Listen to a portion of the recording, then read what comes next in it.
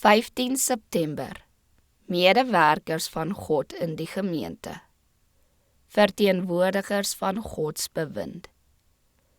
Daarom, my geliefde broeders, wees standvastig, onbeweeglik, altyd oorvloedig in die werk van die Here, omdat julle weet dat julle arbeid in die Here nie te vergeefs is nie.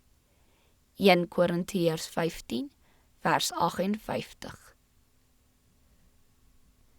Die gemeente van Christus moet rein, vlekkeloos en aan God geheilig wees. Sy lidmate staan voor die wêreld as verteenwoordigers van die hemelse regering. Solank as wat die tyd sal duur, is hulle in 'n onderneming van die genade gewikkel. God verlang dat almal wat voorgee dat hulle in die waarheid van Gods woord glo, dit bekend sal maak. Hulle volhardende getrouheid sal ryklik beloon word. Dan word die koningskap en die heerskappy en die grootheid van die koninkryke onder die ganse hemel gegee aan die volk van die heiliges van die Allerhoogste. Laat ons nie moeg word om goed te doen nie. Laat ons harte geheel en al oorgee aan die leringe van die woord van die groot mediese sendeling. Volgens die mate van ons eie geloof in die boodskap sal dit ons erns en ons krag wees om die kennis van Jesus Christus te verbrei.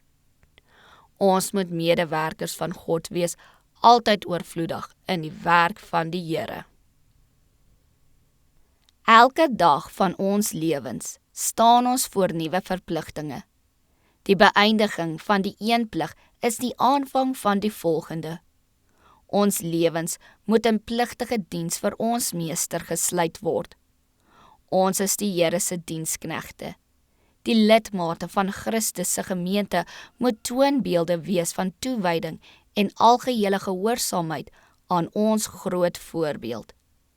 Elke dag sal ons werk volgens ons vermoë vir ons bepaal word. Met biddende, waaksame diens sal ons karakters bou volgens die goddelike beeld.